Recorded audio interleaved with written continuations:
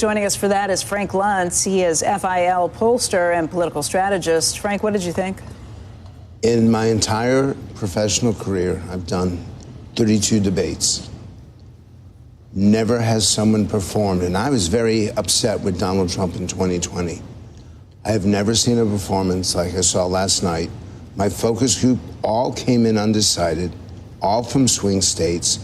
12 of the 14 swung to Donald Trump, only one to Joe Biden. We've never had that before.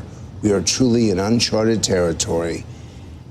And what blew me away the most was that Joe Biden voters in 2020 don't want him on the ticket in 2024.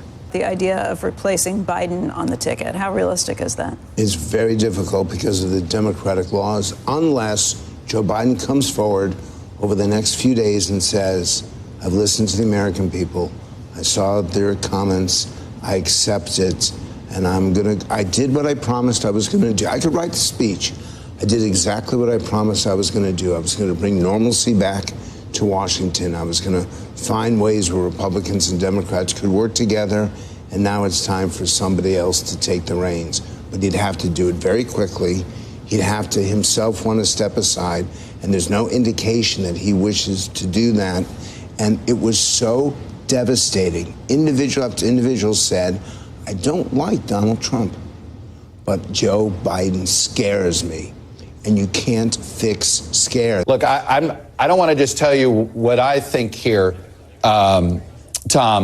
I've been talking to a lot of leaders in the Democratic Party, electeds, coalition leaders. There's a full-on panic about this performance. Not like, oh, this is recoverable. It is more of a, okay, he's got to step aside. There's a lot of that chatter.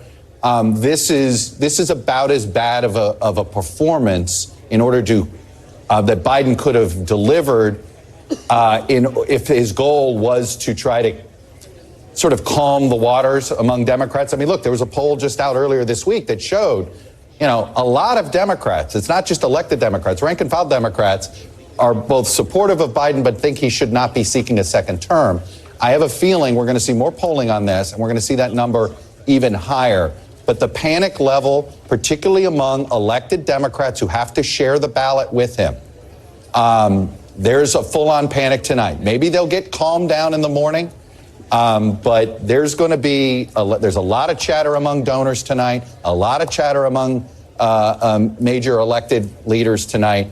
Again, if the Biden campaign needs to, they have a lot of calming calls that they're going to have to start making, or they may see this get momentum publicly, and I don't know if they can stop that. I, too, was on the phone throughout much of the debate with Obama world people, with Democrats, with people who are political operatives, with campaign operatives. My phone really never stopped buzzing throughout. And the universal reaction was somewhere approaching panic. The people who were texting with me were very concerned about President Biden seeming extremely feeble, seeming extremely weak. A uniformly negative reaction to Biden's performance tonight.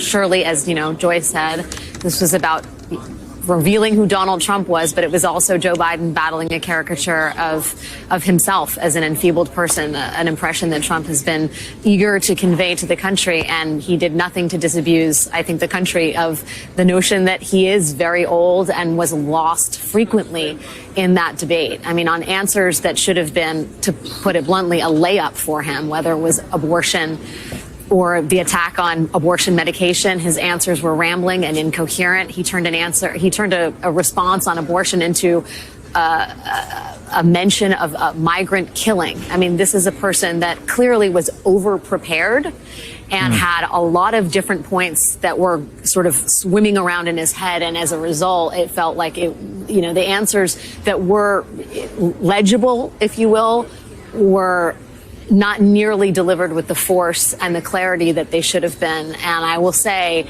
Donald Trump was in some ways the most Trumpy he has been lately, full of lies and misinformation, but it was almost an afterthought. I think that the press that I've spoken with and the sort of the focus in this room is just, the Biden campaign wanted this debate. This was their idea. And this is what happened as part of their strategy. It is confounding. We were told earlier this evening that the Biden spin team would be only making brief remarks in the room. And I don't know whether that is indicative of a group of people who understood the weaknesses that their candidate had in advance of this debate. But you can surely understand the logic of that after the fact. Right now, as we speak, there is a deep, a wide, and a very aggressive panic in the Democratic Party. It started minutes into the debate, and it continues right now. It involves party strategists, it involves elected officials, it involves fundraisers. And they're having conversations about the president's performance, which they think was dismal, which they think will hurt other people down the party in the ticket, and they're having conversations about what they should do about it. Some of those conversations include, should we go to the White House and ask the president to step aside? Other of the conversations are about, should prominent Democrats go public with that call? Because they feel this debate was so terrible. That was painful. I love Joe Biden. I work for Joe Biden. He didn't do well at all. He did not do well at all. And he looked, I'll give you the analysis. You kind of have the old man versus the con man. I can walk you through how I'm supposed to see it and say it, but I just want to speak from my heart. I love that guy. That's a good man. He loves his country. He's doing the best that he can.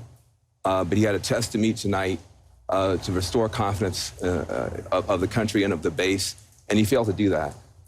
And I think there's a lot of people who are going to want to see him consider taking a different course now.